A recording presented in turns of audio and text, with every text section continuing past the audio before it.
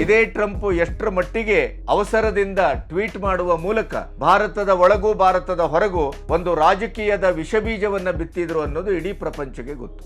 ಪಾಕಿಸ್ತಾನ ಮತ್ತು ಭಾರತದ ಗಡಿಯ ಪ್ರಶ್ನೆ ಅಂತ ಬಂದಾಗ, ಪಾಕಿಸ್ತಾನ ಮತ್ತು ಕಾಶ್ಮೀರದ ಪ್ರಶ್ನೆ ಅಂತ ಬಂದಾಗ, ಪಾಕಿಸ್ತಾನ ಮತ್ತು POK ಅಂತ ಪ್ರಶ್ನೆ ಬಂದಾಗ ನಾವು ಏನನ್ನ ಮಾಡಿದ್ದೇವೆ ಈ 35 ವರ್ಷಗಳಲ್ಲಿ?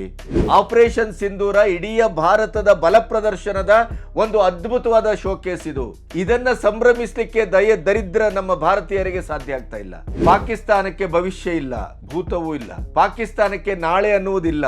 ಅವರಿಗೆ ಅಣುಬಾಂಬನ್ನಾದ್ರೂ ಹಾಕ್ತಾರೆ, ಏನಾದ್ರೂ ಹಾಕ್ತಾರೆ, ತಾವು ಸಾಯ್ತಾರೆ, ಅವ್ರು ಇನ್ನೊಬ್ಬರನ್ನು ಸಾಯಿಸ್ತಾರೆ. ಅದು DNA. ಅದು ಇವತ್ತು ಇಡೀ ಪ್ರಪಂಚದಲ್ಲಿ ನಾವು 5ನೇ ಆರ್ಥಿಕ ಶಕ್ತಿಯಾಗಿ ಹೊಮ್ಮಿದ್ದೇವೆ, 3ನೇ ಆರ್ಥಿಕ ಶಕ್ತಿಯಾಗಿ ಮುಂದೋಗ್ಲಿಕ್ಕೆ ನಿಂತಿದ್ದೇವೆ. ಇದೇ ಕಾರಣಕ್ಕಾಗಿಯೇ ಮೋದಿಯ ಮೇಲೂ ಆಕ್ರಮಣ, ಭಾರತದ ಮೇಲೂ ಆಕ್ರಮಣ. ವಿದೇಶಿ ಶಕ್ತಿಗಳು ಭಾರತವನ್ನ ಮತ್ತು ಮೋದಿ ನಾಯಕತ್ವವನ್ನ ಮುಗಿಸ್ಲಿಕ್ಕೆ ಟೊಂಕ ಕಟ್ಟಿದ್ದೇವೆ. ನಿಮಗದು ತಿಳಿದಿರಬೇಕು.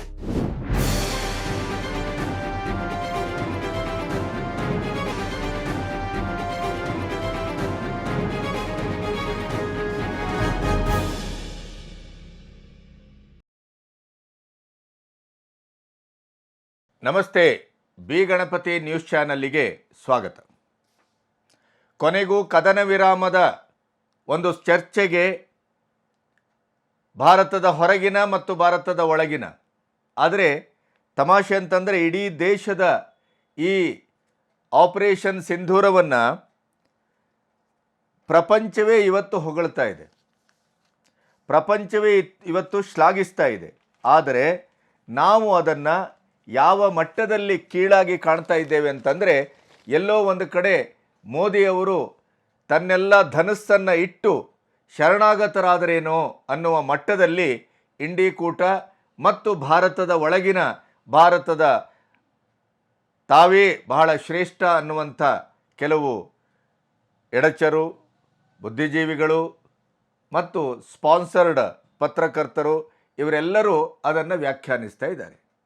ಆದರೆ ಈ ಆಪರೇಷನ್ ಸಿಂಧೂರದ ಬಗ್ಗೆ, ಆಸ್ಟ್ರೇಲಿಯಾದ ಈ ವಾಯುಸೇನಾ ಕಾರ್ಯಾಚರಣೆಯ ಬಗ್ಗೆ ಮತ್ತು ಯುದ್ಧ ತಂತ್ರಗಳ ಬಗ್ಗೆ ಅತ್ಯಂತ ಎಕ್ಸ್ಪರ್ಟ್ ಅಂತಲೇ ಇಡೀ ಪ್ರಪಂಚ ಕರೆಸ್ಕೊಳ್ತಾ ಇರುವಂಥ ಒಬ್ಬ ಥಿಂಕರು, ಲೇಖಕ, ಬರಹಗಾರ, ವಾಗ್ಮಿ ಟಾನ್ ಕೂಪರ್ ಇವರು ಯುದ್ಧ, ಅದರಲ್ಲೂ ಮುಖ್ಯವಾಗಿ ಈ ಏರ್ ಡಿಫೆನ್ಸು ಮತ್ತು ವಾಯುದಳದ ಕಾರ್ಯಾಚರಣೆಯ ಬಗ್ಗೆ ಇವರ ಎಕ್ಸ್ಪರ್ಟು. ಅವರು ಇಂಡಿಯಾ ಏರ್ ಕ್ಯಾಂಪಸ್ ವಿಕ್ಟರಿ ಅಂತ ಒಂದು ಆರ್ಟಿಕಲನ್ನು ಬರೆದಿದ್ದಾರೆ. ಅವರು ಅತ್ಯಂತ ಬಹಳ ಗಂಭೀರವಾದಂಥ ಅನಾಲಿಸಿಸನ್ನು ಮಾಡ್ತಾ ಆಪರೇಷನ್ ಸಿಂಧೂರ ಈ ಹೊತ್ತಿನಲ್ಲಿ ಪ್ರಪಂಚವೇ ನಿಬ್ಬೆರಗುಗೊಳ್ಳುವಂಥ, ಪ್ರಪಂಚವೇ ಗಂಭೀರವಾಗಿ ಗಮನಿಸುವಂಥ ಮತ್ತು ಭಾರತದ ಒಟ್ಟು ಸೈನ್ಯದ ಶಕ್ತಿಗೆ ಒಂದು ಸಾಕ್ಷಿ ಪ್ರಜ್ಞೆಯಾಗಿ ಕೆಲಸ ಮಾಡಿದಂಥ ಒಂದು ಕಾರ್ಯಾಚರಣೆ ಅಂತ ಟಾನ್ ಕೂಪರ್, ಆಸ್ಟ್ರೇಲಿಯಾ ಮೂಲದ ಈ ಏರ್ ಡಿಫೆನ್ಸು ಮತ್ತು ಏರ್ ಬೇಸಿನ ಕಾರ್ಯಾಚರಣೆ ಅಥವಾ ನಮ್ಮ ಇಡೀ ವಾಯುದಳದ ಒಟ್ಟು ಕ್ಷಮತೆ ಮತ್ತು ಅದರ ಪ್ರಬಲವಾದಂಥ ಹೋರಾಟ ಇತ್ಯಾದಿಗಳ ಬಗ್ಗೆ ಜಗತ್ತಿನಲ್ಲೇ ಅತ್ಯಂತ ಸೂಕ್ಷ್ಮವಾದಂಥ ವಿಮರ್ಶೆ ಮಾಡುವಂಥ ಒಬ್ಬ ಮನುಷ್ಯ. ಅವರು ಆಪರೇಷನ್ ಸಿಂಧೂರದ ಬಗ್ಗೆ ಅತ್ಯಂತ ಶ್ರೇಷ್ಠವಾದಂಥ ಮತ್ತು ಸೂಕ್ಷ್ಮವಾದಂಥ ಚಾಣಾಕ್ಷತೆಯಿಂದ ಕೂಡಿದ ಇಡೀ ಭಾರತದ ಒಂದು ಸೈನ್ಯದ ಶಕ್ತಿ ಪ್ರದರ್ಶನವನ್ನು ಮಾಡಿದ್ದು. ಪರ್ಯಾಯವಾಗಿ ಚೀನಾ ಇರ್ಬೋದು, ಟರ್ಕಿ ಇರ್ಬೋದು, ಇನ್ಕ್ಲೂಡಿಂಗ್ ಅಮೇರಿಕಾ, ಅದರ ಒಟ್ಟು ಶಸ್ತ್ರಾಸ್ತ್ರಗಳ ಮಾನ ಸಮ್ಮಾನವನ್ನು ಧೂಳಿಪಟ ಮಾಡಿದಂಥ ಒಂದು ಕಾರ್ಯಾಚರಣೆ ಅಂತ ಅವರು ವ್ಯಾಖ್ಯಾನಿಸ್ತಾರೆ. ಒಂದು. ಎರಡನೇದಾಗಿ, ಇಡೀಯದಾಗಿ ನಿನ್ನೆ 8 ಗಂಟೆಗೆ 24 ನಿಮಿಷ ಭಾರತದ ಪ್ರಧಾನಿ ಏನನ್ನು ಮಾತಾಡಿದರು, ಆ ಮಾತುಗಳು ಪಾಕಿಸ್ತಾನಕ್ಕೂ ಸ್ವತಃ ಈ ಪಾಕಿಸ್ತಾನ ಮತ್ತು ಇಂಡಿಯಾದ ಮಧ್ಯೆಯ ಈ ಕದನ ವಿರಾಮದಲ್ಲಿ ಕಡ್ಡಿ ಆಡಿಸಿದಂಥ ಟ್ರಂಪ್ಗೆ ಕೂಡ ಅತ್ಯಂತ ಶಕ್ತವಾದ ಭಾಷೆಯಲ್ಲಿ ತಾಳ್ಮೆಯಿಂದ, ಸಂಯಮದಿಂದ ಬೆಂಕಿಯ ಹಾಗೆ ಉತ್ತರವನ್ನು ಕೊಟ್ಟರು. ಇದೇ ಟ್ರಂಪ್ ಎಷ್ಟರ ಮಟ್ಟಿಗೆ ಅವಸರದಿಂದ ಟ್ವೀಟ್ ಮಾಡುವ ಮೂಲಕ ಭಾರತದ ಒಳಗೂ ಭಾರತದ ಹೊರಗೂ ಒಂದು ರಾಜಕೀಯದ ವಿಷಬೀಜವನ್ನು ಬಿತ್ತಿದ್ರು ಅನ್ನೋದು ಇಡೀ ಪ್ರಪಂಚಕ್ಕೆ ಗೊತ್ತು. ಮತ್ತು ಟ್ರಂಪ್ ಎಂಥ ಒಬ್ಬ ಮತಿಗೇಡಿ, ಎಂಥ ಒಬ್ಬ ಗಾಂಭೀರ್ಯ ಇಲ್ಲದೆ ಇದ್ದಂಥ ಒಬ್ಬ ನಾಯಕ ಅನ್ನೋದು ಪ್ರತಿ ಘಟನೆಯಲ್ಲೂ, ಪ್ರತಿ ವಿಷಯದಲ್ಲೂ, ಪ್ರತಿ ಕ್ರಿಯೆಯಲ್ಲೂ ಅವರ ಇಡೀ ಚಹರೆ ನಮಗೆ ಕಾಣ್ಬರ್ತಾ ಇದೆ. ಆಡಿದಂತೆ ಅವರು ನುಡಿದಂತೆ ನಡೆದವರು ಅಲ್ಲವೇ ಅಲ್ಲ ಅನ್ನೋದು ಗೊತ್ತಾಗ್ತಾ ಇದೆ. ಆಮೇಲೆ ಅವರಿಗೆ ಒಬ್ಬ ನಾಯಕನಿಗೆ ಇರಬೇಕಾದಂಥ, ಅದರಲ್ಲೂ ವಿಶ್ವನಾಯಕನಿಗೆ, ತಾವೇ ಹಿರಿಯಣ್ಣ ಅಂತ ಕೊಚ್ಚಿಕೊಳ್ಳುವ ಅಮೆರಿಕದ ಅಧ್ಯಕ್ಷರಿಗೆ ಇರಬೇಕಾದಂಥ ಒಂದು ಕನಿಷ್ಠ ಮಟ್ಟದ ಗಾಂಭೀರ್ಯವೂ ಇಲ್ಲ ಅನ್ನೋದು ಇಡೀ ಪ್ರಪಂಚಕ್ಕೆ ಗೊತ್ತು. ಆದರೆ ಅಮೆರಿಕ ಅಥವಾ ಪಾಕಿಸ್ತಾನದ ಬಗ್ಗೆ ಕಾಂಗ್ರೆಸ್ಸಿಗೆ ಯಾವ ನಿಲುವಿದೆ ಅನ್ನೋದು ಚಾರಿತ್ರಿಕವಾಗಿ ಎಲ್ಲರಿಗೂ ಗೊತ್ತಿದೆ. ಇದೇ ಕಾಂಗ್ರೆಸ್ಸು ಪಾಕಿಸ್ತಾನ ನಮ್ಮ ಆಪ್ತ ರಾಷ್ಟ್ರ, ಮಿತ್ರ ರಾಷ್ಟ್ರ, ನಮ್ಮ ಮಟ್ಟಿಗೆ, ನಮ್ಮ ಪಕ್ಷಕ್ಕೆ ಅದು ಶತ್ರು ರಾಷ್ಟ್ರ ಅಲ್ಲ ಅಂತ ಹೇಳಿದ ಅದೇ ಕಾಂಗ್ರೆಸ್ ಇವತ್ತು ಕದನ ವಿರಾಮವನ್ನು ಯಾಕೆ ಘೋಷಿಸಿದ್ದು, ಹೊಕ್ಕಿ ಹೊಡೆಬೇಕಿತ್ತು, POKಯನ್ನು ವಶಪಡಿಸ್ಕೋಬೇಕಿತ್ತು ಅನ್ನುವ ಇಡೀ ದೇಶದ ಒಂದು ಹಂತದ ಭಾವನಾತ್ಮಕವಾದಂಥ ಪ್ರತಿಕ್ರಿಯೆ ಏನಿದೆ, ಆ ಪ್ರತಿಕ್ರಿಯೆಯನ್ನೇ ಇವತ್ತು ಬಂಡವಾಳವಾಗಿಸಿಕೊಂಡು ತನ್ನ ಬೇಳೆಯನ್ನು ಬೇಯಿಸ್ಕೊಳ್ಳುವ ಕೆಲಸವನ್ನು ಮಾಡ್ತಾ ಇದೆ. ಹಾಗಾದರೆ ಇತಿಹಾಸವನ್ನು ನಾವು ನೋಡಬೇಕು ಈ ದೃಷ್ಟಿಯಲ್ಲಿ ಅಂತ ಅನ್ನಿಸಿದರೆ, ಯಾಕೆಂದರೆ 71ರ ಯುದ್ಧದ ಇಂದಿರಾ ಗಾಂಧಿ, 2025ರ ಮೋದಿ ಅಂತ ಏನು ಕಂಪ್ಯಾರಿಸನ್ ನಡೀತಾ ಇದೆ, ಆ ಕಂಪ್ಯಾರಿಸನ್ನು ಮನುಷ್ಯತ್ವದ ಎಲ್ಲ ನೆಲೆಗಳನ್ನು ಮೀರಿದೆ ಅನ್ನುವಂಥ ಸತ್ಯವನ್ನು ಜಗತ್ತು ಮರೆತಾ ಇದೆ. ಆಮೇಲೆ ಆಪರೇಷನ್ ಸಿಂಧೂರ, ಈ 75 ವರ್ಷಗಳ ಭಾರತದಲ್ಲಿ 4 ಯುದ್ಧ ಪಾಕಿಸ್ತಾನ ಮತ್ತು ಇಂಡಿಯಾದ ಮಧ್ಯೆ ನಡೆದಿದೆ, 1 ಯುದ್ಧ ಚೈನಾ ಮತ್ತು ಭಾರತದ ಮಧ್ಯೆ ನಡೆದಿದೆ. 4 ಯುದ್ಧವನ್ನು ಭಾರತ ಗೆದ್ದಿದೆ. ಚೈನಾದ ಯುದ್ಧದಲ್ಲಿ ನಾವು ಸೋಲನ್ನು ಅನುಭವಿಸಿದ್ದೇವೆ. ಇದು ಚರಿತ್ರೆ. ಆದರೆ ಪಾಕಿಸ್ತಾನ ಮತ್ತು ಭಾರತದ ಗಡಿಯ ಪ್ರಶ್ನೆ ಅಂತ ಬಂದಾಗ, ಪಾಕಿಸ್ತಾನ ಮತ್ತು ಕಾಶ್ಮೀರದ ಪ್ರಶ್ನೆ ಅಂತ ಬಂದಾಗ, ಪಾಕಿಸ್ತಾನ ಮತ್ತು POK ಅಂತ ಪ್ರಶ್ನೆ ಬಂದಾಗ ನಾವು ಏನನ್ನ ಮಾಡಿದ್ದೇವೆ ಈ 35 ವರ್ಷಗಳಲ್ಲಿ, ಅಥವಾ ಒಂದು 75 ವರ್ಷಗಳಲ್ಲಿ ಏನನ್ನ ಮಾಡಿದ್ದೇವೆ? ಈಗ ಭಾರತ ಬಾಂಗ್ಲಾ ಸಪರೇಟ್ ಮಾಡಿದಂಥ ನಿರ್ಣಾಯಕವಾದಂಥ ಇಂದಿರಾ ಗಾಂಧಿಯವರ ಅತ್ಯಂತ ವೀರೋಚಿತವಾದಂಥ ನಿಲುವು, ನೀತಿ, ಧೈರ್ಯ, ಸಾಹಸ, ಮನೋಧರ್ಮ, ಇದೆಲ್ಲವನ್ನ ಚರಿತ್ರೆಯಲ್ಲಿ ನಾವು ಸುವರ್ಣಾಕ್ಷರದಲ್ಲಿ ಬರೆದಿಡುವ ಹಾಗೆ ನಾವು ಗಮನಿಸಿದ್ದೇವೆ. ಆದರೆ ಇಂದಿರಾ ಗಾಂಧಿಯವರು ಮಾಡಿದಂಥ ದರಿದ್ರ ಕೆಲಸಗಳನ್ನು ಈ ದೇಶ ಮರೆತಿಲ್ಲ, ಮರೆಯಬಾರದು. ಇದೇ 71ರ ನಿರ್ಣಾಯಕ ಯುದ್ಧದಲ್ಲಿ ಇಡೀ ಪ್ರಪಂಚವನ್ನೇ ಮೂಗಿನ ಮೇಲೆ ಬೆರಳಿಡುವ ಹಾಗೆ ಪಾಕಿಸ್ತಾನಕ್ಕೆ ಬುದ್ಧಿ ಕಲಿಸಿದ್ದು ಇಂದಿರಾ ಗಾಂಧಿಯವರು. ಆದರೆ 93,000 ಯೋಧರು, ಪಾಕಿಸ್ತಾನದವರು ಯುದ್ಧ ಕೈದಿಗಳಾಗಿ ಸಿಕ್ಕಿದವರನ್ನು ಹರಿವಾಣದಲ್ಲಿಟ್ಟು ಇದನ್ನು ಏನು ಅಷ್ಟು ಅದ್ಭುತವಾಗಿ ಅವರನ್ನು ವಾಪಸ್ ಕಳಿಸಿದ್ರಲ್ಲ, ನಮ್ಮ ಶೌರ್ಯ, ಸಾಹಸ, ಜೀವದ ಹಂಗನ್ನು ತೊರೆದು ಇಡೀ ಭಾರತ ದೇಶದ ಮಡಿಲಿಗೆ ಒಂದು ಯುದ್ಧದ ಗೆಲುವಿನ ಹವಿಸ್ಸನ್ನು ಕೊಟ್ಟಂಥ 53 ನಮ್ಮ ಸೇನಾ ಯೋಧರು, ಸೇನಾ ಕಮಾಂಡರ್ಗಳು, ಅಧಿಕಾರಿಗಳು ಪಾಕಿಸ್ತಾನದಲ್ಲಿ ಇದ್ದವರ ಬಗ್ಗೆ ಕಣ್ಣೆತ್ತಿ ನೋಡಿಯುವ ಕೆಲಸವನ್ನು ಕೂಡ ಇಂದಿರಾ ಗಾಂಧಿ ಮಾಡಿಲ್ಲ ಅನ್ನೋದನ್ನು ಇತಿಹಾಸ ಮರೆಯಲಿಕ್ಕೆ ಸಾಧ್ಯ ಇಲ್ಲ. ಇದು ಅತ್ಯಂತ ಅಮಾನುಷವಾದದ್ದು ಅಂತ. ಅದೇ ನಮ್ಮ ಅಭಿನಂದನ್ ಪ್ರಕರಣದಲ್ಲಿ ಮೋದಿಯವರು ಯಾವ ರೀತಿ ವರ್ತಿಸಿದರು? ಒಬ್ಬನೇ ಒಬ್ಬ ಕಮಾಂಡರ್, ವಿಂಗ್ ಕಮಾಂಡರನ್ನು ನಾವು ಬಿಟ್ಟುಕೊಡುವ ಪರಿಸ್ಥಿತಿ ಇರಲಿಲ್ಲ. ಯಾವ ಲೆವೆಲಲ್ಲಿ ಅಂದರೆ 48 ಗಂಟೆಯಿಂದ 72 ಗಂಟೆಯ ಒಳಗಡೆ ಮೋದಿಯವರು ದೆಹಲಿಯಲ್ಲೇ ಕೂತು ಒಂದೇ ಒಂದು ವಾರ್ನ್ ಮಾಡುವ ಮೂಲಕ ಅತ್ಯಂತ ವೀರೋಚಿತವಾಗಿ ವಾಘಾ ಬಾರ್ಡರಿಂದ ಅಭಿನಂದನ್ ಅವರನ್ನು ವಾಪಸ್ ಕಳಿಸುವ ಕೆಲಸವನ್ನು ಪಾಕಿಸ್ತಾನ ಮಾಡಿತು. 71ರ ಯುದ್ಧ ಇಂದಿರಾ ಗಾಂಧಿ ಇವತ್ತಿದ್ದಿದ್ರೆ ಪಾಕಿಸ್ತಾನವನ್ನು ಉಡೀಸ್ ಮಾಡಿಬಿಡ್ತಾ ಇದ್ರು. ಈ ಎಲ್ಲ ಮಾತನ್ನು ಒಪ್ಪೋಣ. ಆದರೆ ಅದರ ಒಳಗಡೆ ಒಂದು ವಿಮರ್ಶಾತ್ಮಕವಾಗಿ ನೋಡಬೇಕಲ್ಲ, ಕಾಲಾತೀತವಾಗಿಯೂ ಮತ್ತು ಕಾಲಯುತವಾಗಿಯೂ ನೋಡಬೇಕು. 93,000 ಜನರನ್ನು ಬಿಟ್ಟುಕೊಟ್ರಿ ನೀವು ಯಾವುದೇ ಷರತ್ತಿಲ್ದೇನೆ. ನಮ್ಮ 52 ವೀರ ಯೋಧರನ್ನು ಅವರಿವತ್ತು ಆ ಇಡೀ ಕುಟುಂಬ 75 ವರ್ಷ ಅಲ್ದಿದೆ. ಈಗ 71 ಅಂದರೆ ಹೆಚ್ಚು ಕಮ್ಮಿ ಒಂದು 50 ವರ್ಷಗಳ ಕಾಲ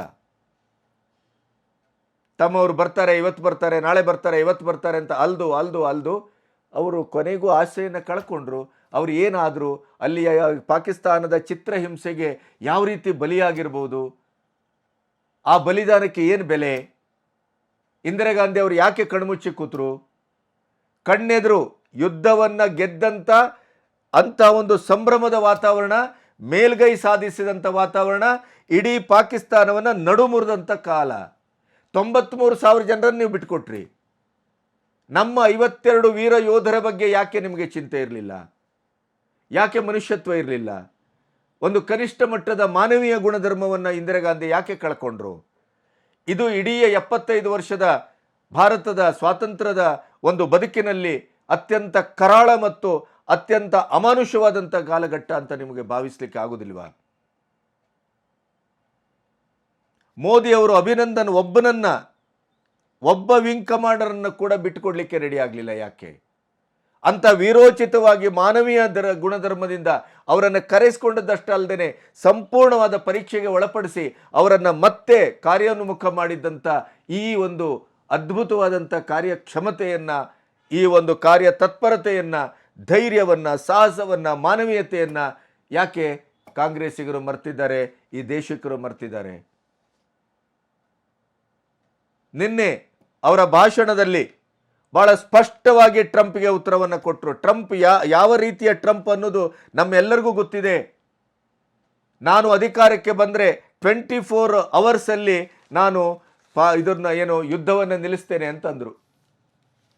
ಉಕ್ರೇನ್ ಮತ್ತು ರಷ್ಯಾದ ಯುದ್ಧವನ್ನು ನಿಲ್ಲಿಸ್ತೇನೆ ಅಂತಂದರು. ನಿಲ್ಲಿಸಲಿಕ್ಕೆ ಸಾಧ್ಯ ಆಯಿತೇ? 120 ದಿನ ಕಳೆದಿದೆ ಅವರ ಅಧಿಕಾರಕ್ಕೆ ಬಂದು. ಎಲ್ಲಿ ಯುದ್ಧವನ್ನು ನಿಲ್ಲಿಸಿದ್ರು? ಯುದ್ಧವನ್ನು ನಿಲ್ಲಿಸಲಿಕ್ಕಾಗಿಲ್ಲ. ಅದೇ ಉಕ್ರೇನ್ನ ಜೆಲೆನ್ಸ್ಕಿ ಮೀಡಿಯಾದ ಎದುರು ತಪರಾಕಿ ಹೊಡೆದಾಗೆ, ಈ ನಾವು ಬೀದಿಯಲ್ಲಿ ಜಗಳ ಮಾಡ್ತೇವಲ್ಲ ಆ ಲೆವೆಲ್ಗೆ ಮಾತಾಡಿ ಟ್ರಂಪ್ಗೆ ಮುಖಕ್ಕೆ ಉಗಿದು ಹೋದರು. ಏನು ಮಾಡಿದ್ರು ಟ್ರಂಪು? ಏನು ಮಾಡಲಿಕ್ಕಾಗಿಲ್ಲ. ಈ ಕದನ ವಿರಾಮದ ಸಂದರ್ಭದಲ್ಲೂ ಕೂಡ ಈ ಪಾಶ್ಚಾತ್ಯ ದೇಶಗಳಿಗೆ ಒಂದನ್ನು ನೆನಪಿಡಬೇಕು. ನಾವು ಭಾರತದ ಒಳಗಿನವರು ಇವತ್ತು ಪಾಕಿಸ್ತಾನದ ನೆಲೆಗಳನ್ನು ಹೇಗೆ ಪುಡಿಗಟ್ಟಿದ್ದೇವೆ, ಹಮಾಸು ಇಸ್ರೇಲಿನ ಯುದ್ಧವನ್ನು ಮೀರುವ ರೀತಿಯಲ್ಲಿ ನಾವು ಇವತ್ತು ಕರಾರುವಕ್ಕಾದ ದಾಳಿಯನ್ನು ಮಾಡಿದ್ದೇವೆ. ಅವರ ಏರ್ ಬೇಸನ್ನು ಯಾವ ರೀತಿಯಲ್ಲಿ ಕರಾರುವಕ್ಕಾಗಿ ಹೊಡೆದಿದ್ದೇವೆ ಅನ್ನೋದಕ್ಕೆ ನಿಮಗೆ ಅದ್ಭುತವಾದಂಥ ಸಾಕ್ಷಿಯನ್ನು ಸೈನ್ಯವು ಕೊಟ್ಟಿತು. ನಿನ್ನೆ ಮೋದಿಯವರು ಕೊಟ್ಟರು. ಆಪರೇಷನ್ ಸಿಂಧೂರ ಇಡೀ ಭಾರತದ ಬಲ ಪ್ರದರ್ಶನದ ಒಂದು ಅದ್ಭುತವಾದ ಶೋಕೇಸ್ ಇದು. ಇದನ್ನು ಸಂಭ್ರಮಿಸಲಿಕ್ಕೆ ದರಿದ್ರ ನಮ್ಮ ಭಾರತೀಯರಿಗೆ ಸಾಧ್ಯ ಆಗ್ತಾ ಇಲ್ಲ. ಈ ದೇಶದ್ರೋಹಿ ಭಾರತೀಯರು ಇಲ್ಲಿ ಛಿದ್ರಾನ್ವೇಷಣೆ ಮಾಡ್ತಾ ಇದ್ದಾರೆ, ಹುಡುಕುವ ಕೆಲಸ ಮಾಡ್ತಾ ಇದ್ದಾರೆ. ಕೊಳಕಿನಲ್ಲಿ ಏನನ್ನು ಸಿಗುತ್ತೆ ಅಂತ ಹುಡುಕುವ ಕೆಲಸವನ್ನು ಮಾಡ್ತಾ ಇದ್ದಾರೆ. ಕದನ ವಿರಾಮಕ್ಕೆ ಕಾರಣವಾದಂಥ ಸನ್ನಿವೇಶದ ಬಗ್ಗೆ ಕೂಡ ಯೋಚನೆ ಮಾಡುವಂಥ ವ್ಯವಧಾನ ಇಲ್ಲ ನಮಗೆ. ಯಾಕೆ ಕದನ ವಿರಾಮದಂಥ ಒಂದು ಸನ್ನಿವೇಶ ಈ ಹೊತ್ತಿನಲ್ಲಿ ಉಂಟಾಯಿತು? 71ರಲ್ಲಿ ಯಾಕೆ ಪಾಕಿಸ್ತಾನದ ಮತ್ತು ಬಾಂಗ್ಲಾದೇಶದ ವಿಭಜನೆಯ ಆ ಮಹಾಯುದ್ಧದಲ್ಲಿ ಅಮೆರಿಕ ಮೂಗು ತೂರಿಸಲಿಕ್ಕೆ ಬಂದಾಗಲೂ ಅದನ್ನು ವಿರೋಧಿಸುವಂಥ ಕೆಲಸವನ್ನು ಇಂದಿರಾ ಗಾಂಧಿ ಅವರಿಗೆ ಮಾಡಲಿಕ್ಕೆ ಯಾಕೆ ಸಾಧ್ಯ ಆಯಿತು? ಕಾರ್ಗಿಲ್ ಯುದ್ಧದಲ್ಲಿ ಕ್ಲಿಂಟನ್ ಕಡ್ಡಿಯಾಡಿಸಲಿಕ್ಕೆ ಬಂದಾಗ ತಪರಾಕಿಯನ್ನು ಕೊಟ್ಟರು ವಾಜಪೇಯಿ ಅವರು ಯಾಕೆ? ಇವತ್ತಿನ ಸನ್ನಿವೇಶದಲ್ಲಿ ಕದನ ವಿರಾಮ ಒಂದು ಅನಿವಾರ್ಯವಾದಂಥ ಒಂದು ಪರಿಪಾಠವಾಗಿ ಭಾರತಕ್ಕೆ ಒಂದು ಸಂದದ್ದು ಯಾಕೆ? 71ರಲ್ಲಿ ಅಣ್ವಸ್ತ್ರ ಇರಲಿಲ್ಲ, ನೆನಪಿಡಬೇಕು ನೀವು. 2 ದೇಶಗಳಲ್ಲಿ ಅಣ್ವಸ್ತ್ರ ಇರಲಿಲ್ಲ, ಪಾಕಿಸ್ತಾನದಲ್ಲಿ ಅಣ್ವಸ್ತ್ರ ಇರಲಿಲ್ಲ. ಮುಖ್ಯವಾಗಿ ಭಾರತದ ಆ ಯುದ್ಧದಲ್ಲಿ ಅಮೆರಿಕಕ್ಕೆ ಸರಿಯಾದಂಥ ತಪರಾಕಿ ಕೊಡಲಿಕ್ಕೆ ಸಾಧ್ಯವಾದದ್ದು ನಮ್ಮ ಯೋಧರ ಶೌರ್ಯ, ಸಾಹಸ, ನಮ್ಮ ಅವತ್ತಿನ ಇಂದಿರಾ ಗಾಂಧಿ ಅವರ ನಿಲುವು. ಆದರೆ ಪಾಕಿಸ್ತಾನ ಅಣುರಾಷ್ಟ್ರ ಆಗಿರಲಿಲ್ಲ, ಅದು ಬಹಳ ಮುಖ್ಯವಾದದ್ದು. ಇನ್ನು ಕಾರ್ಗಿಲ್ ಯುದ್ಧ ಇಡೀ ದೇಶದ ಮಧ್ಯೆಯ ಒಂದು ಯುದ್ಧದ ವಾತಾವರಣವನ್ನು ಕ್ರಿಯೇಟ್ ಮಾಡಿರಲಿಲ್ಲ. ಅದು ಕೇವಲ ಕಾರ್ಗಿಲಿನ ಪ್ರದೇಶಕ್ಕೆ ಒಂದು ಪ್ರಾದೇಶಿಕವಾದಂಥ ಯುದ್ಧವಾಗಿ ಅದು ಪರಿಣಮಿಸಿತ್ತು. ಆದ್ದರಿಂದ ವಾಜಪೇಯಿಯವರ ಆ ಲೆವೆಲ್ಲಿನ ಒಂದು ಇದನ್ನು ಪಡ್ಕೊಳ್ಳಿಕ್ಕೆ ಸಾಧ್ಯ ಆಯಿತು. ಇಲ್ಲಿ ಇವತ್ತು ಕದನ ವಿರಾಮದ ಮೊನ್ನೆಯ ಸಂದರ್ಭದಲ್ಲಿ 2 ವ್ಯಾಖ್ಯಾನಗಳಿದೆ. ಒಂದು, ಕಿರಾನಾ ಹಿಲ್ಸಲ್ಲಿ ಅವರ ಇಡಿಯದಾದಂಥ ನ್ಯೂಕ್ಲಿಯರ್ ದಾಸ್ತಾನು ಇದೆ ಅನ್ನೋದು ಬಹಳ ಜನರಿಗೆ ಗೊತ್ತಿದೆ. ಮೊನ್ನೆ DGM ಮೀಟಿಂಗಲ್ಲಿ ಕೂಡ ಒಬ್ಬ ಪತ್ರಕರ್ತರು ಕೇಳಿದರು, ನೀವು ಕಿರಾನಾ ಹಿಲ್ಸಲ್ ಮೇಲೆ ಅಲ್ಲಿಯ ಅವರ ನ್ಯೂಕ್ಲಿಯರ್ ದಾಸ್ತಾನಿನ ಮೇಲೆ ನೀವು ಬಾಂಬಿಂಗ್ ಮಾಡಿದ್ರಂತೆ, ಹೌದಾ? ಅಲ್ಲಿ ದಾಸ್ತಾನು ಇದೆಯಾ? ಕಿರಾನಾ ಹಿಲ್ಸಲ್ಲೇ ಇದೆಯಾ? ಈ ಸೀಕ್ರೆಟನ್ನು ನಮಗೆ ಕೊಟ್ಟದ್ದಕ್ಕೆ ಭಾಳ ಖುಷಿ ಆಯಿತು, ಥ್ಯಾಂಕ್ ಯು ಅಂತಂದರು ಅವರು ನಗನಗ್ತಾ. ಆ ನಗುವಿನ ಹಿಂದೆ ಒಂದು ಭಾಳ ದೊಡ್ಡ ಕಥೆ ಇದೆ, ಅದು ಪ್ರಶ್ನೆ ಬೇರೆ. ಇದೇ ಶನಿವಾರ 3:30ಗೆ ಟ್ರಂಪ್ ಅಥವಾ ಅಮೆರಿಕದಿಂದ JD ವ್ಯಾನ್ ಅವರ ಮೂಲಕ ಫೋನ್ ಬರುವ ಹಂತದಲ್ಲಿ ಪಾಕಿಸ್ತಾನದ ಪ್ರಧಾನಿ ತನ್ನ ಸಂಪೂರ್ಣ ಬರ್ಬಾದಿಯನ್ನು, ಯಾಕೆಂತಂದರೆ ಆವಾಗಲೇ 10, 15, 16 ಏರ್ ಸ್ಟ್ರಿಪ್ಗಳು ನಾಶ ಆಗಿದ್ವು. ಪಾಕಿಸ್ತಾನದ ಇಡೀದಾದಂಥ ವ್ಯವಸ್ಥೆಯನ್ನು ಚಿಂದಿ ಉಡಾಯಿಸಿತ್ತು. INS ಇನ್ನೇನು ಕ್ಷಣಗಣನೆಯನ್ನು ಮಾಡ್ತಾ ಇತ್ತು ಕರಾಚಿಯ ಮೇಲೆ ಸಂಪೂರ್ಣವಾದಂಥ ದಾಳಿಯನ್ನು ಮಾಡಲಿಕ್ಕೆ. ಇಡೀ ಪಾಕಿಸ್ತಾನದಲ್ಲಿ ಸ್ಥಳೀಯರು ಕ್ಯಾಕರಿಸಿ ಉಗಿತಾ ಇದ್ರು ಪಾಕಿಸ್ತಾನದ ನಿರ್ವೀರ್ಯತೆಯನ್ನು. ಸಾವಿರಾರು ಡ್ರೋನ್ಗಳನ್ನು ಹೊಡೆದರೂ ಕೂಡ ಭಾರತ ಒಂದೇ ಒಂದು ಡ್ರೋನನ್ನು ನೆಲಕ್ಕೆ ಮುಟ್ಟಲಿಕ್ಕೆ ಬಿಟ್ಟಿರಲಿಲ್ಲ. ಭಾರತಕ್ಕೆ ಯಾವುದೇ ಜೀರೋ ಡ್ಯಾಮೇಜು, ಯಾವ ಡ್ಯಾಮೇಜನ್ನು ಮಾಡಲಿಕ್ಕೆ ಸಾಧ್ಯ ಆಗಲಿಲ್ಲ. ಆದರೆ ಪಾಕಿಸ್ತಾನ ಯಾವ ಡ್ಯಾಮೇಜನ್ನು ಮಾಡಿಕೊಂಡಿತ್ತು ಅಂತಂದರೆ ಅವರು ಇನ್ನು 16 ವರ್ಷ ಮೇಲೇಳಲಿಕ್ಕೆ ಸಾಧ್ಯವಿಲ್ಲ. ನಿನ್ನೆ ಬಂದ ವರದಿ ಪ್ರಕಾರ ಅವರ ಇಡೀ ಏರ್ ಬೇಸ್ಗಳನ್ನು, ಸೈನ್ಯದ ನೆಲೆಯನ್ನು ಪ್ರತ್ಯೇಕವಾಗಿ ಪ್ರತ್ಯೇಕ ಜಾಗದಲ್ಲಿ ಕಟ್ಟುವಂಥ ತೀರ್ಮಾನವನ್ನು ತೆಗೆದುಕೊಂಡಿದ್ದಾರೆ. ಅಷ್ಟರ ಮಟ್ಟಿಗೆ ನಮ್ಮ ಸೈನ್ಯ, ನಮ್ಮ ಇಡೀ 3 ಸೈನ್ಯ ಏಕತ್ರಗೊಂಡು ಪಾಕಿಸ್ತಾನದ ಸೈನ್ಯದ ಮೂಲಭೂತವಾದ ವ್ಯವಸ್ಥೆಯನ್ನು ಸಂಪೂರ್ಣವಾಗಿ ಧ್ವಂಸ ಮಾಡಿದೆ. ನಿನ್ನೆನ ವರದಿ ಪ್ರಕಾರ ಭಾರತದ ನಿರ್ಮಿತ ಶಸ್ತ್ರಾಸ್ತ್ರಗಳಿಗೆ ಇನ್ನಿಲ್ಲದ ಬೇಡಿಕೆ ಬಂದಿದೆ. ಮತ್ತು ನಿನ್ನೆ ನಮ್ಮ ಶೇರ್ ಬಜಾರು ಇತ್ಯಾದಿಗಳು ಕದನ ವಿರಾಮ ಆದ ನಂತರ ಗಗನಕ್ಕೆ ಮುಟ್ಟಿದವೆ. ಯುದ್ಧಗ್ರಸ್ತ ಜಗತ್ತಿನ ಯಾವುದೇ ಆರ್ಥಿಕ ವಹಿವಾಟುಗಳು ನೆಲಸಮಗೊಳ್ಳುತ್ತವೆ ಹೊರತು ಊರ್ಧ್ವಮುಖಿಯಾಗಿ ಯಾವುದೇ ಹಂತದಲ್ಲೂ ಪ್ರಯಾಣಿಸುವುದಿಲ್ಲ. ಆ್ಯಪಲ್ನಂಥ ಕಂಪನಿಗಳು, ಯುರೋಪಿನ ಬಹುತೇಕ ಕಂಪನಿಗಳು ಚೈನಾವನ್ನು ಬಿಟ್ಟು ಭಾರತಕ್ಕೆ ಬರುವಂಥ ಸಂದರ್ಭದಲ್ಲಿ ಚೈನಾವೇ ಪಾಕಿಸ್ತಾನದ ಹಿಂದೆ ನಿಂತು ಮತ್ತೆ ಕದನ ವಿರಾಮವನ್ನು ಉಲ್ಲಂಘಿಸ್ತಾ ಇದೆ. ನಿನ್ನೆ ಪ್ರಧಾನಿಯವರ ಭಾಷಣ ಆದ ಮೇಲೆ ಕೂಡ 50ಕ್ಕೂ ಹೆಚ್ಚು ಡ್ರೋನ್ಗಳು ಬಂದಿದ್ದಾವೆ, ಹೊಡೆದಿದ್ದಾರೆ ನಮ್ಮ ಭಾರತದವರು. ಅವ್ರ ಪ್ರಶ್ನೆ ಬೇರೆ. ಕಾಶ್ಮೀರ, ಅಮೃತ್ಸರ, ಪಠಾಣ್ಕೋಟ್ ಎಲ್ಲ ಕಡೆ ನಿನ್ನೆ ಬ್ಲ್ಯಾಕ್ಔಟ್ ಆಗಿದೆ. ಅದರ ಪರಿಣಾಮ ಏನು ಅನ್ನೋದು ಇವತ್ತು ಭಾರತ ಸರ್ಕಾರ ಪ್ರಾಯಶಃ ನಿರ್ಧಾರ ತಗೊಳ್ತದೆ ಅಂತ ನಾನು ಅಂದ್ಕೊಂಡಿದ್ದೇನೆ. ಇಂಥ ಸಂದರ್ಭದಲ್ಲಿ ಹತಾಶಗೊಂಡಂಥ ಶಾಬಾಜ್ ಷರೀಫ್ ನ್ಯೂಕ್ಲಿಯರ್ ದಾಸ್ತಾನಿನ ಕಮಾಂಡರನ್ನು ಭೇಟಿ ಮಾಡ್ತಾರೆ. ಆಮೇಲೆ ಅವ್ರು ನಿರಾಕರಿಸ್ತಾರೆ, ಆದರೆ ಭೇಟಿಯಾಗಿದ್ದಾರೆ ಅಂತ CNN ಅಂತ ನ್ಯೂಸಲ್ಲೂ ಬಂದಾಗಿದೆ. ಭೇಟಿ ಆಗ್ತಾರೆ. ಅಮೆರಿಕಕ್ಕೆ ಒಂದು ಇಂಟೆಲಿಜೆನ್ಸ್ ರಿಪೋರ್ಟ್ ಬರುತ್ತೆ, ಅಣುಬಾಂಬನ ಎಲ್ಲಿ ಅವರು ಈ ಅಫ್ಘಾನಿಸ್ತಾನ್ ಬಾರ್ಡರಲ್ಲಿ 4.5 ರಿಯಾಕ್ಟರ್ ತೋರಿಸಿದಂಥ 2 ಭೂಕಂಪಗಳಾಗ್ತವೆ. ಅಲ್ಲಿ ಅವರು ಅಣುಬಾಂಬಿನ ಒಂದು ಟೆಸ್ಟನ್ನು ಮಾಡಿದ್ದಾರೆ ಅನ್ನುವಂಥ ಇಂಟೆಲಿಜೆನ್ಸ್ ರಿಪೋರ್ಟ್ ಬರ್ತದೆ. ಪಾಕಿಸ್ತಾನಕ್ಕೆ ಭವಿಷ್ಯ ಇಲ್ಲ, ಭೂತವೂ ಇಲ್ಲ. ಪಾಕಿಸ್ತಾನಕ್ಕೆ ನಾಳೆ ಅನ್ನುವುದಿಲ್ಲ. ಅವರಿಗೆ ಅಣುಬಾಂಬನ್ನಾದರೂ ಹಾಕ್ತಾರೆ, ಏನಾದರೂ ಹಾಕ್ತಾರೆ, ತಾವು ಸಾಯ್ತಾರೆ, ಅವರು ಇನ್ನೊಬ್ಬರನ್ನು ಸಾಯಿಸ್ತಾರೆ. ಅದು DNA. ಅದು ಸಾವಿಗೆ ಅವರಿಗೆ ಭಯ ಇಲ್ಲ. ಯಾಕೆಂದರೆ ಅವರಿಗೆ ಅಲ್ಲಿ ಜಿನ್ನತ್ತಿನಲ್ಲಿ ಸಾವು 4 ಬಾರಿ ಅವರಿಗೆ ಅವಕಾಶ ಇದೆ. ಹುಟ್ಟಬಹುದು, ಸಾಯ್ಬೋದು, ಹುಟ್ಟಬಹುದು, ಸಾಯ್ಬೋದು, ಹುಟ್ಟಬಹುದು, ಸಾಯ್ಬೋದು. ಜಿನ್ನತ್ತಿಗೆ ಹೋಗ್ತಾರೆ ಅವರು. ಆ ನಂಬಿಕೆಯ ಒಂದು ಜಗತ್ತದು. ತಾನು ಬರ್ಬಾದ್ ಆಗ್ತಾ ಇದ್ದೇನೆ ಅಂತ ಅಂದಾಗ ಹತಾಶೆಯಲ್ಲಿ ಅವರು ಅಣುಬಾಂಬಿನ ಪ್ರಯೋಗಕ್ಕೆ ಮುಂದಾದಂಥ ಒಂದು ಇಂಟೆಲಿಜೆನ್ಸ್ ರಿಪೋರ್ಟ್ ಬರುತ್ತೆ. ಅದನ್ನು ವ್ಯಾನ್ ಅವರು ಹೇಳ್ತಾರೆ. ಯಾರಿಗೆ? ಮೋದಿ ಅವರಿಗೆ. ಮೋದಿ ಡೋಂಟ್ ಕೇರ್, ಅವರು ಅಣುಬಾಂಬನ್ನಾದರೂ ಹಾಕಲಿ, ಅದರ ಆಚೆದಾದರೂ ಹಾಕಲಿ, ವಿ ಡೋಂಟ್ ಕೇರ್ ಅನ್ನುವ ಹಂತಕ್ಕೆ ಬಂದು ಅವರು ಫೋನನ್ನು ಇಡ್ತಾರೆ. ಅವರು ಒಪ್ಕೊಂಡಿರಲಿಲ್ಲ. ಆವಾಗ ಪಾಕಿಸ್ತಾನದ ಮೇಲೆ ಒತ್ತಡವನ್ನು ತರ್ತಾರೆ ಅಮೆರಿಕ. ನಿಮಗೆ ಈಗ 20,000 ಕೋಟಿ IMFನ ಸಾಲ ಬೇಕೋ, ನಿಮಗೆ ಭವಿಷ್ಯ ಅಂತ ಏನಾದರೂ ಇದ್ದರೆ, ನಾಳೆ ಅನ್ನುವಂಥ ಯೋಚನೆ ಇದ್ದರೆ, ನೀವು ಈಗ ಪಾಕಿಸ್ತಾನದ ವತಿಯಿಂದ ಭಾರತಕ್ಕೆ ಕದನ ವಿರಾಮಕ್ಕೆ ವಿನಂತಿ ಮಾಡಿ ನಾವು ಒಪ್ಪಿಸ್ತೇವೆ. ಅಣುಬಾಂಬಿನ ಇತ್ಯಾದಿಯ ಹಂತಕ್ಕೆ ಹೋದರೆ ನಾವು ನಿಮ್ಮ ಮೇಲೆ ಎರಗಿ ಬರ್ತೇವೆ. ಅಣುಯುದ್ಧ ಮಾಡುವ ಪರಿಸ್ಥಿತಿಯ ಸಂದರ್ಭದಲ್ಲಿ ನಾವು ಇಲ್ಲ ಈಗ ಅನ್ನುವಂಥ ಒಂದು ಮಾತುಕತೆ ಆಗತ್ತೆ. ಪಾಕಿಸ್ತಾನ ನಮ್ಮ ಕೈಕಾಲು ಹಿಡಿಲಿಕ್ಕೆ ಬರುತ್ತೆ. ಅಷ್ಟರ ಒಳಗಡೆ ಟ್ರಂಪು ತಾನೇ ಶಾಂತಿದೂತನಾಗಿ ಇಡೀ ಪ್ರಪಂಚದಲ್ಲಿ ಮೆರೆಬೇಕು. ಯಾಕೆಂದರೆ ಉಕ್ರೇನು ಮತ್ತು ರಷ್ಯಾ ಯುದ್ಧವನ್ನಂತೂ ನಿಲ್ಲಿಸಲಿಕ್ಕಾಗಿಲ್ಲ, ಈ ಯುದ್ಧವನ್ನು ನಾನೇ ನಿಲ್ಲಿಸಿದ್ದೇನೆ ಅನ್ನುವಂಥ ಒಂದು ಎಡವಟ್ಟಿನ ಇಮ್ಮೆಚೂರ್ಡ್ ಆದಂಥ ಲೋಕಲ್ ನಮ್ಮ ರಾಜಕಾರಣಿಗಳು ಮಾಡುವಂಥ ಕೆಲಸವನ್ನು ವಿಶ್ವನಾಯಕ ಮಾಡ್ತಾನೆ, ಟ್ವೀಟ್ ಮಾಡ್ತಾರೆ. ಆ ಟ್ವೀಟನ್ನು ಹಿಡ್ಕೊಂಡು ಭಾರತದಲ್ಲಿ ಹಲ್ಚಲ್ಲಾಗತ್ತೆ. ಇವತ್ತಿನವರೆಗೂ ಆಗ್ತಾ ಇದೆ. ಟ್ರಂಪಿನಿಂದ ನಮಗೆ ಕದನ ವಿರಾಮಕ್ಕೆ ಮಧ್ಯಸ್ಥಿಕೆಗೆ ಬರಬೇಕೇ, ಹಾಗಾದರೆ ಇದು ಮಧ್ಯಸ್ಥಿಕೆಯೋ ಸಲಹೆಯೋ ಸೂಚನೆಯೋ ಅನ್ನುವಂಥ ವ್ಯವಧಾನವನ್ನು ನಾವು ಕಳ್ಕೊಂಡಿದ್ದೇವೆ. ಇದೇ ಇಸ್ರೇಲು ಹಮಾಸು ಯುದ್ಧ ಆದಾಗ ಭಾರತ ಏನು ಹೇಳಿತು? ಶಾಂತಿಯನ್ನು ಕಾಪಾಡಿಕೊಳ್ಳಿ, ಕದನ ವಿರಾಮವನ್ನು ಮಾಡಿ, ಮಾತುಕತೆಯ ಮೂಲಕ ಬಗೆಹರಿಸ್ಕೊಳ್ಳೋಣ. ಇದೇ ಇದು ಯುಕ್ರೇನು ಮತ್ತು ರಷ್ಯಾ ಯುದ್ಧ ಆದಾಗ ನಿರ್ಣಾಯಕವಾಗಿ ಮೋದಿ ಪ್ರವೇಶ ಮಾಡಿದರು. ಇದೆಲ್ಲವನ್ನು ನಾವು ಅತ್ಯಂತ ಅದ್ಭುತ ಅಂತಲೇ ಭಾವಿಸಿದೆವು.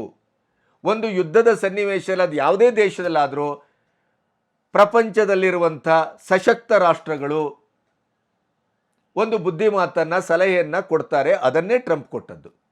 ಟ್ರಂಪ್ನಿಂದ ಶಂಕದಿಂದ ತೀರ್ಥ ಬಂತು. ಟ್ರಂಪ್ ಆರ್ಡರ್ ಮಾಡಿದರು, ಟ್ರಂಪ್ ಆಜ್ಞೆ ಮಾಡಿದರು, ನೋ ವೇ.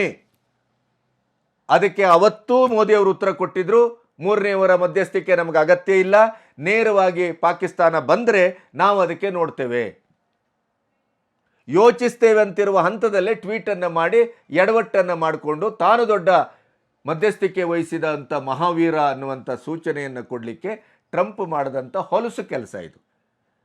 ಟ್ರಂಪಿನ ಇಂಥ ಕೆಲಸಗಳೇನು ಹೊಸ್ತೇನಲ್ಲ, ಹಿಂದೆಯೂ ಇತ್ತು, ಮುಂದೆಯೂ ಇದೆ. ಈ ಅಣುಬಾಂಬಿನ ಪ್ರಯೋಗಕ್ಕೆ ಪಾಕಿಸ್ತಾನ ಮುಂದಾಗಿದೆ ಅನ್ನುವಂಥ ಒಂದು ಸೂಚನೆ ಸಿಕ್ಕಿದ್ದಕ್ಕೇ ಅವರು ಟ್ವೀಟ್ ಮಾಡ್ತಾರೆ. ಮಿಲಿಯನ್ಸ್ ಗಟ್ಟಲೆ,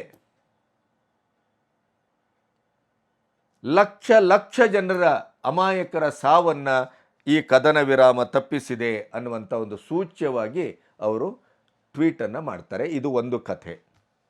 ಇನ್ನೊಂದು, ಇದೇ ಕಿರಾನ ಹಿಲ್ಸ್ನಲ್ಲಿರುವ ಅಣುಸ್ಥಾವರದ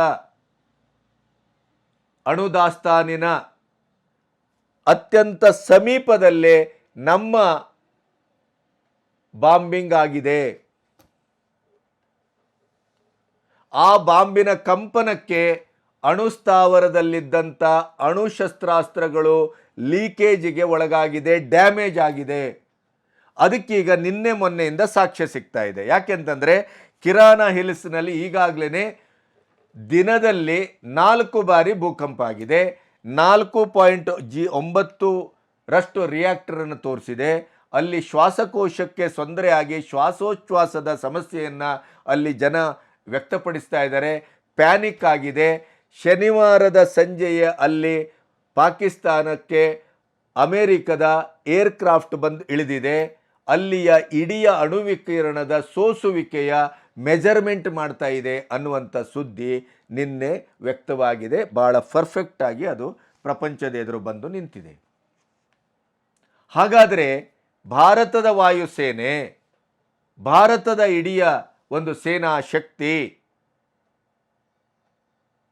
ಅದು ಅಮೇರಿಕದ ಒಂದು ಏರ್ಕ್ರಾಫ್ಟ್ ಬಂದು ಅಲ್ಲಿ ಮೆಜರ್ ಮಾಡುವ ಮಟ್ಟಿಗೆ ಅಣುಸ್ಥಾವರಕ್ಕೆ ನೇರವಾಗಿ ದಾಳಿ ಮಾಡಿಲ್ಲ.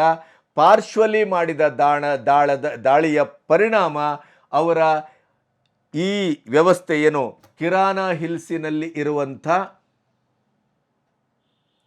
ಈ ನ್ಯೂಕ್ಲಿಯರ್ ಏನು ಬಾಂಬುಗಳ ದಾಸ್ತಾನು ತೊಂದರೆಗೆ ಒಳಗಾಗಿದೆ, ಡ್ಯಾಮೇಜ್ ಆಗಿದೆ, ವಿಕಿರಣ ಸೂಸ್ತಾ ಇದೆ. ಇಂಥ ಸಂದರ್ಭದಲ್ಲಿ INS ವಿಕ್ರಾಂತ್ ಕರಾಚಿಯ ಮೇಲೆ ನಿರ್ಣಾಯಕವಾದ ದಾಳಿಗೆ ಹೊರಟದ್ದು ಪಾಕಿಸ್ತಾನಕ್ಕೆ ಸೂಚನೆ ಸಿಗುತ್ತೆ. ಆ ಕಾರಣಕ್ಕಾಗಿ ಪಾಕಿಸ್ತಾನದವರು ಇನ್ನೂ ನಮ್ಮನ್ನು ಇವರು ಬಚಾವ್ ಮಾಡಲಿಕ್ಕೆ ಸಾಧ್ಯ ಇಲ್ಲ. ಕೇವಲ 3 ದಿನದಲ್ಲಿ ನಮ್ಮ ಮಗ್ಗುಲನ್ನು ಚಾರಿತ್ರಿಕವಾಗಿ ಮುರಿದಿದ್ದಾರೆ.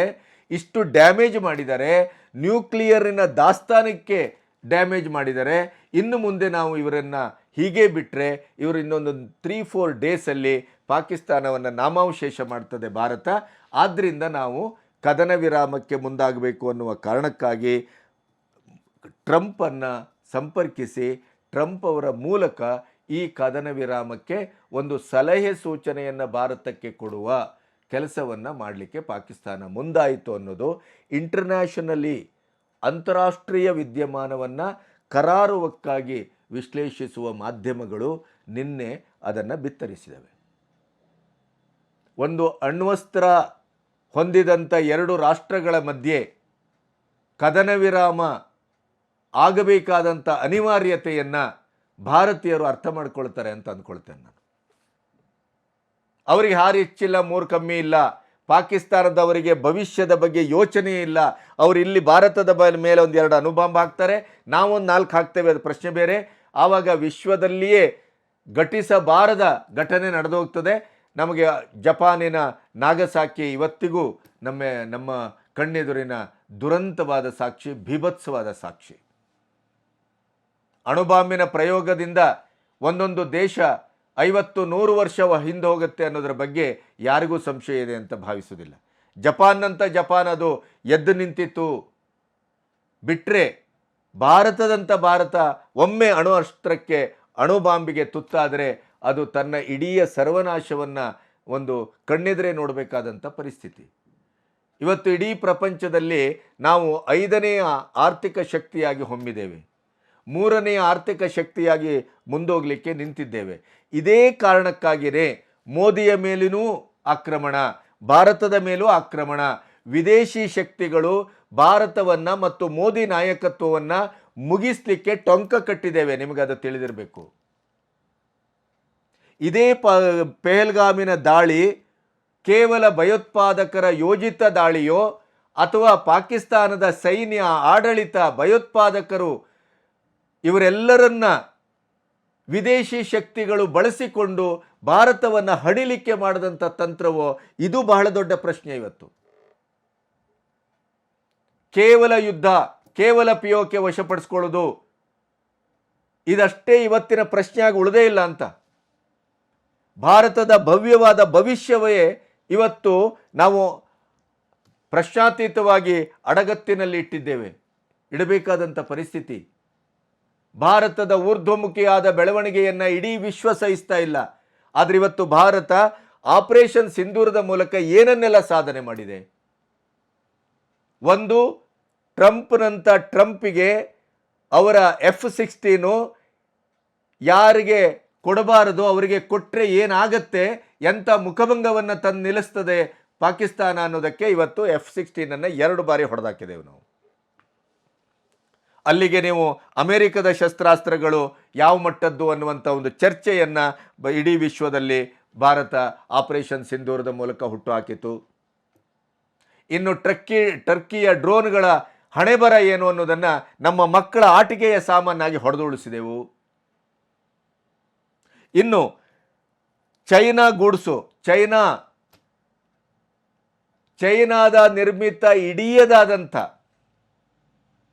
ಶಸ್ತ್ರಾಸ್ತ್ರಗಳು ಇವತ್ತು ಮಾರ್ಕೆಟನ್ನು ಕಳ್ಕೊಂಡೇ ಬಿಟ್ಟಿತ್ತಲ್ಲ. ಚೈನಾ ಇಡೀಯದಾದಂಥ ಶಸ್ತ್ರಾಸ್ತ್ರಗಳಿಗೆ ಇವತ್ತು ವಿಶ್ವದಲ್ಲಿ ಮಾರ್ಕೆಟ್ ಇಲ್ಲ, 0. ಆ ವ್ಯವಸ್ಥೆಗೆ ಆಪರೇಷನ್ ಸಿಂಧೂರು ತಂದು ನಿಲ್ಲಿಸ್ತು.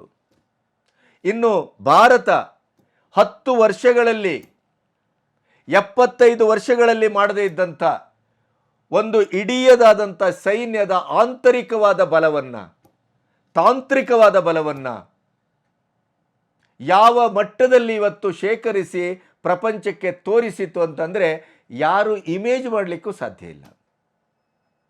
ಸ್ಯಾಟಲೈಟಿನ ಮೂಲಕ ನಮಗೆ ಕಾರ್ಗಿಲ್ನಲ್ಲಿ ಅಟಲ್ ಬಿಹಾರಿ ವಾಜಪೇಯಿ ಅವರ ಕುತ್ತಿಗೆ ಹಿಡಿಲಿಕ್ಕೆ ಅಮೆರಿಕ ಪ್ರಯತ್ನ ಮಾಡಿತ್ತು. ಯಾಕೆಂತಂದ್ರೆ ಅವರೇ ಒದಗಿಸ್ಬೇಕಾಗಿತ್ತಲ್ಲ. ಇವತ್ತು ಅದು ಕೂಡ ಇಲ್ಲ. ನಾವು ಸ್ವತಂತ್ರರು. ಇವತ್ತಿನ ಕರಾರುವಕ್ಕಾದ ದಾಳಿಗೆ, ಪ್ರತಿಯೊಂದು ದಾಳಿಗೂ, POKಯ 9 ನೆಲೆಗಳನ್ನು ಧ್ವಂಸ ಮಾಡಿದ ದಾಳಿಯಿಂದ ಹಿಡಿದು ಪಾಕಿಸ್ತಾನದ ಗರ್ಭಕ್ಕೆ ಹೊಡೆದಂಥ ದಾಳಿಯವರೆಗೆ ಪ್ರತಿಯೊಂದು ನಮ್ಮದೇ ಸ್ಯಾಟಲೈಟಿನ ಚಿತ್ರವೇ ನಮಗೆ ಮಾರ್ಗದರ್ಶನ ಮಾಡಿದ್ದು. ಆಕಾಶದಂಥ ವ್ಯವಸ್ಥೆಯನ್ನು ನಾವು ಏರ್ ಡಿಫೆನ್ಸಿನ ವ್ಯವಸ್ಥೆಯನ್ನು ನಾವೇ ಕಟ್ಟಿಕೊಂಡದ್ದು. ಬ್ರಹ್ಮೋಸ್ ಇಡೀ ಪ್ರಪಂಚದಲ್ಲೇ ನಾವು ಒಮ್ಮೆ ಉಡಾವಣೆ ಮಾಡಿದೆವು ಅಂತಾದರೆ ಯಾರೂ ಅದನ್ನು ನಿಲ್ಲಿಸಲಿಕ್ಕೆ ಸಾಧ್ಯ ಇಲ್ಲ ಅನ್ನೋದನ್ನು ನಿನ್ನೆ ಮೋದಿಯವರೇ ಘೋಷಿಸಿದರು. ಅಂಥ ಬ್ರಹ್ಮೋಸನ್ನು ರಷ್ಯಾ ಸಹಯೋಗದಲ್ಲಿ ನಾವು ಕಟ್ಟಿದವರು ನಾವು ಈ 10 ವರ್ಷದಲ್ಲಿ. ನಾವು ಮನಸ್ಸು ಮಾಡಿದರೆ ಏನು ಮಾಡ್ತೇವೆ ಅನ್ನೋದನ್ನು ಒಂದೇ ಒಂದು 3 ದಿನದಲ್ಲಿ ಪಾಕಿಸ್ತಾನಕ್ಕೆ ತೋರಿಸಿಕೊಡುವ ಮೂಲಕ ಪರ್ಯಾಯವಾಗಿ ವಿಶ್ವದ ಹಿರಿಯಣ್ಣರಿಗೆ, ವಿಶ್ವದ ನಾವೇ ಮಹಾನ್ ಬಲಾಢ್ಯ ರಾಷ್ಟ್ರ ಅಂತ ಹೇಳಿಕೊಂಡು ತಿರುಗಾಡುವವರಿಗೆ ಚಿಟಿಕೆ ಹೊಡೆದಂಗೆ ಉತ್ತರ ಕೊಟ್ಟಿದೆ. ಈ ಸೌಭಾಗ್ಯವನ್ನು, ಈ ಸಂಭ್ರಮವನ್ನು, ಈ ಶಕ್ತಿ ಪ್ರದರ್ಶನವನ್ನು, ಈ ಗೆಲುವನ್ನು ಆ ದರಿದ್ರ ಪಾಕಿಸ್ತಾನದ ನರಹೀನರು, ನರರಾಕ್ಷಸರು ಬೆನ್ನು ಮೂಳೆ ಮುರ್ಕೊಂಡು ಕೈಕಾಲಿಗೆ ಬಿದ್ದು ಕಾಲಿಡಿದು ಲೊಚಲೊಚಗುಟ್ಟು ಕದನ ವಿರಾಮಕ್ಕೆ ಬಂದಂಥ ದರಿದ್ರರು ಸಂಭ್ರಮಿಸ್ತಾ ಇದ್ದಾರೆ ಸುಳ್ಳಿನ ಸರಮಾಲೆಯಲ್ಲಿ. ನಾವು ಇವತ್ತು ಮೋದಿಯನ್ನು ಕ್ರಿಟಿಸೈಸ್ ಮಾಡ್ತಾ ಇದ್ದೇವೆ. ಭಾರತದ ಸದ್ಯದ ಪರಿಸ್ಥಿತಿಯಲ್ಲಿ ಅವಲೋಕನಕ್ಕೆ ಒಳಗಾಗದೇ ರಾಜಕೀಯವನ್ನು ಮಾಡ್ತಾ ಇದ್ದೇವೆ. ಆತ್ಮನಿರ್ಭರ ಭಾರತದ ಶೃಂಗ ಸಾರ್ಥಕ್ಯವನ್ನು ತೋರಿಸಿಕೊಟ್ಟಿತ್ತು ಇದೇ ಆಪರೇಷನ್ ಸಿಂಧೂರ.